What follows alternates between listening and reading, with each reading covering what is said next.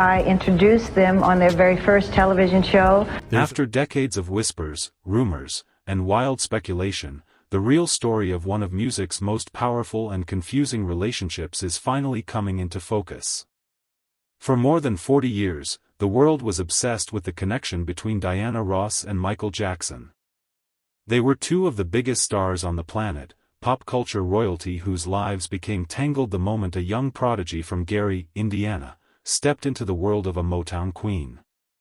The public saw a mentor and her student, a big sister and her little brother, a mother and her son. But behind the curtain, away from the flashing cameras and screaming fans, a far more complex and profound story was unfolding. Now, at 81, Diana Ross is, in her own way, setting the record straight. But this isn't the story you think it is. This isn't just about hit records or dazzling performances. This is about the quiet conversations, the secret heartaches, and the unspoken promises that held their relationship together. What was really going on in a bond that Michael himself once said was like having my mother, my lover, and my sister all rolled into one? What was the truth behind the public flirting that had people talking for years? The answer is a story of mentorship, obsession, and a deep love that Diana has quietly honored for years, a story that starts in the heart of Hitsville. To understand Diana and Michael, you have to go back to the late 1960s. Detroit was the center of a musical earthquake, and its name was Motown Records, a hit factory run by the visionary Berry Gordy. The undisputed queen of this kingdom was Diana Ross. As the lead singer of the Supremes, she was the definition of glamour and success. Her voice was everywhere, and her presence was electric. She was a global superstar who had a trail of #1 hits behind her and Hollywood in her sights. Into this world walked 5 brothers from Gary, Indiana, the Jackson 5. At their center was a boy who was nothing short of a phenomenon. Michael Jackson was only 10 years old when he first crossed paths with Diana, but his talent was already from another planet. When he sang, he channeled the soul of a grown man. When he danced, he moved with a joy and precision that was stunning. The official Motown story, cooked up by Berry Gordy for maximum publicity, was that Diana Ross herself had discovered the Jackson 5. The truth is, it was producer Bobby Taylor who brought them to the label, but Gordy knew exactly what he was doing by linking his new prodigies with his biggest star. The group's first album was even titled Diana Ross Presents the Jackson 5, immediately tying the newcomers to Motown royalty. But what started as a marketing trick quickly turned into something real. Diana was instantly captivated by Michael. She saw a younger version of her own ambition and drive. "He won me over the first moment I saw him," she told a reporter in 1970. "I saw so much of myself as a child in Michael. He could be my son." That maternal instinct was immediate. She took him under her wing, becoming his protector in the cutthroat world of Motown. She encouraged him, gave him advice, and saw a special spirit that needed to be looked after. This was the foundation of their entire relationship, built in the whirlwind of those early days. It began with a superstar looking at a child prodigy and seeing not just a future icon, but a kindred spirit. The connection between Diana and Michael quickly moved beyond the studio and the stage. It became personal and deeply woven into their lives. When the Jackson family relocated from Gary, Indiana, to California, Michael and his brothers stayed with Diana Ross for a time.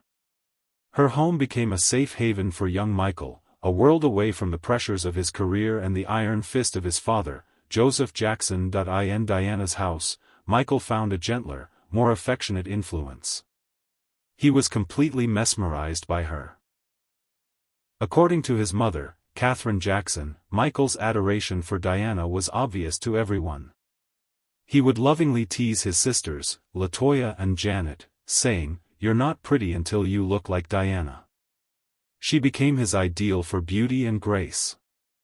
It was also Diana who nurtured his growing interest in art, taking him to museums and introducing him to masters like Michelangelo. She wasn't just a mentor for his career, she was a guide for his life. Michael, in turn, soaked it all up. He would spend hours sketching her, trying to capture the essence of the woman he idolized. In his 1988 autobiography, Moonwalk, Michael described just how much this period meant to him. Diana was a source of comfort and stability at a time of massive change. While his father pushed him relentlessly, Diana gave him the space to just be a kid. He needed someone who could be soft with him, she would reflect years later. I just let him be himself. This period cemented the mother and son, big sister and little brother side of their relationship.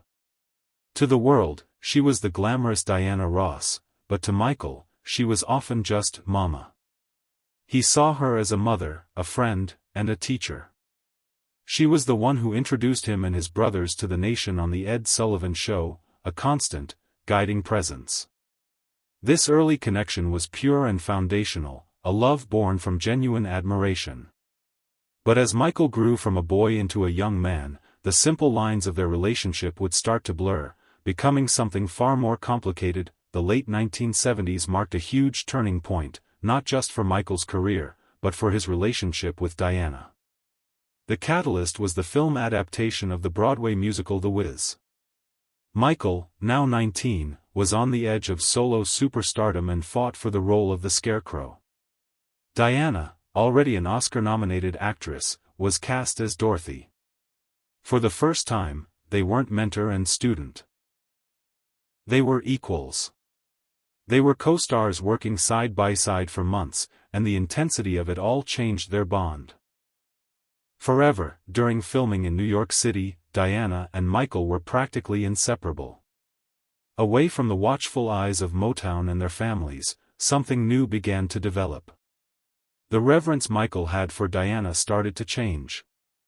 What was once a boyish crush was blooming into a young man's powerful infatuation. Stories from that time paint a picture of an electric chemistry between them, according to biographer J. Randy Taraborelli, who interviewed people on set. The lines between friendship and something more seemed to blur, fueling speculation for years. One widely reported story involved Diana spending the night at Michael's New York apartment. When an assistant couldn't find them for filming, they were surprised to discover them together. When Michael was reportedly asked if anything happened, he played it coy, and when Diana was asked the same thing, she gave an equally vague answer. There were also reports of Diana telling friends, "Well, I'll tell you one thing, Michael definitely isn't gay," a comment that only added fuel to the fire. Their on-screen chemistry as Dorothy and the Scarecrow was the heart of the film, a genuine warmth that mirrored their connection off-screen. This period was a profound awakening for Michael. He was coming into his own as an artist and a man, with Diana at the center of it all. His brother Jermaine later wrote that while Michael had always loved Diana, it was during The Wiz that he felt he could finally act on those feelings. The public flirtations became more obvious. For Michael, Diana was no longer just a maternal figure to admire from a distance, she was a woman he was deeply in love with. The 14-year age gap, which Diana reportedly saw as a major roadblock, meant nothing to him. The Wiz was more than a movie, it was the moment their relationship was reforged into something much more intense. The 1980s launched Michael Jackson into a universe of fame no one had ever seen before. With Thriller, he became the undisputed king of pop. Yet, even as he conquered the world, his heart was still set on Diana Ross. The dynamic that had shifted during The Wiz now settled into a powerful, all-consuming, and mostly one-sided romance in Michael's mind. He wasn't shy about it anymore, and his public declarations of love for Diana became legendary. In his autobiography, Moonwalk, he made that famous statement that perfectly captured the role she played in his life: "She was my mother, my lover, and my sister all combined in one amazing person." In a 1982 interview, when asked about the black ladies in his life, he was direct. "It's Diana Ross. I love her," he said. When the interviewer asked if he meant like a sister, Michael was firm, "No, that's not what I mean." He even said he'd like to marry her, brushing off their age difference. This deep love made Diana's personal life a source of real pain for him. Her second marriage in 1986 to Norwegian shipping magnate Arne Næss Jr. was A devastating blow. Michael was reportedly heartbroken. In Moonwalk, he admitted his true feelings about her wedding. "I was happy for her. Still, it was hard for me. I have to admit that I was a bit hurt and a little jealous because I've always loved Diana and always will." He apparently cancelled his plans to attend the wedding at the last minute. That same year at the American Music Awards, Michael seemed cold toward Ross and arrived with Elizabeth Taylor, a move many saw as a public statement. Throughout these years, the tabloids ran wild with stories, some even claiming they were secretly engaged twice. While those stories were likely just fantasy, they were born from a very real and visible connection.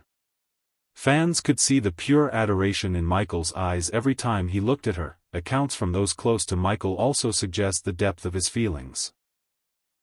One Pepsi executive who visited Neverland Ranch told a story about being shown a room that he described as a Diana Ross shrine.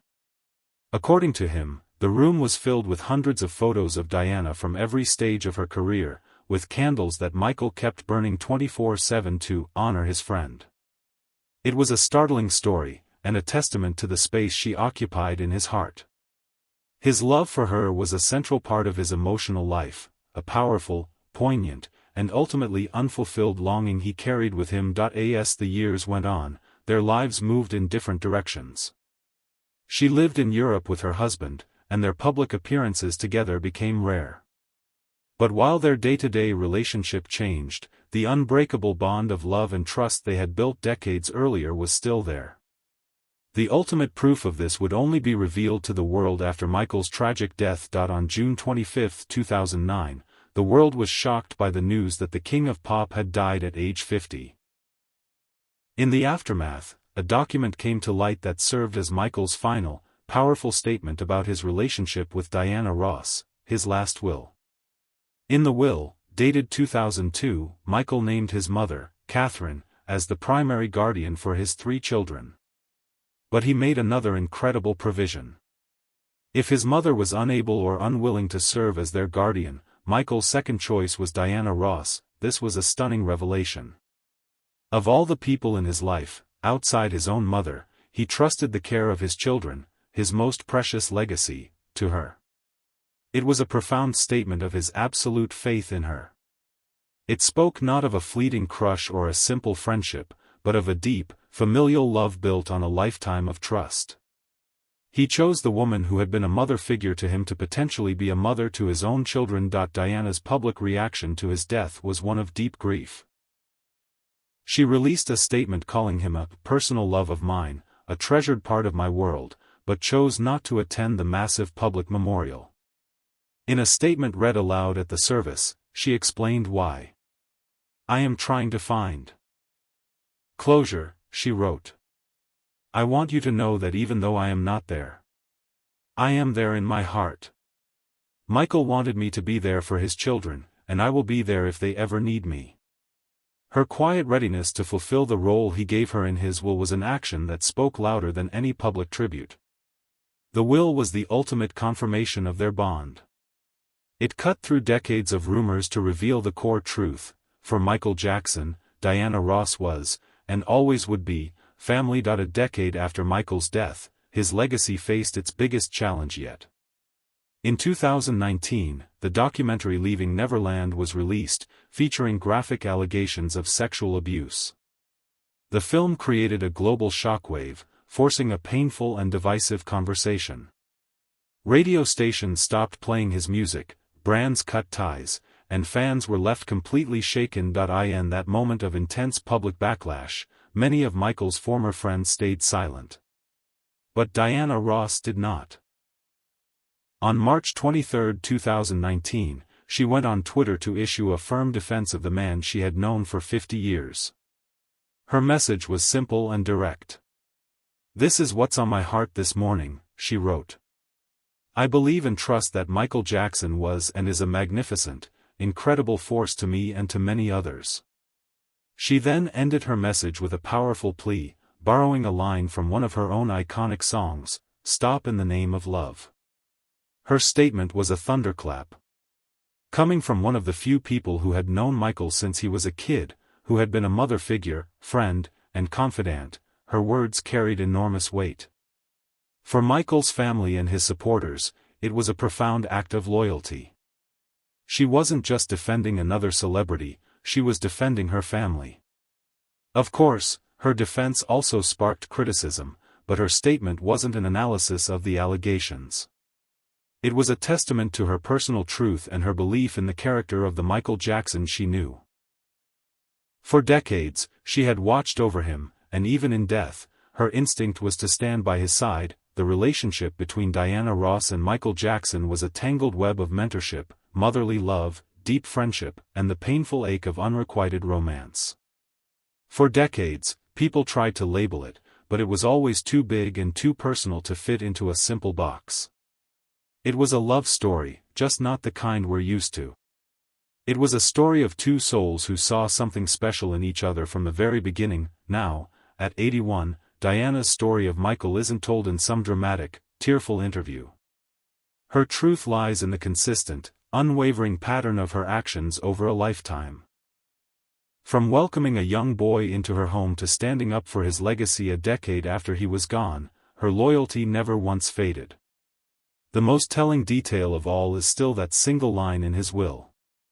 Michael Jackson's final wish, to trust his children to Diana Ross, was his ultimate statement. It was a testament to a bond that went beyond fame, romance, and even time itself, confirming that in the end, he trusted her more than anyone else. What do you think was the true nature of their relationship? Was it a deep friendship, an unrequited love, or something else entirely? Let us know your thoughts in the comments below. And if you found this story fascinating, don't forget to like, subscribe, and hit that notification bell so you don't miss our next deep dive into music history.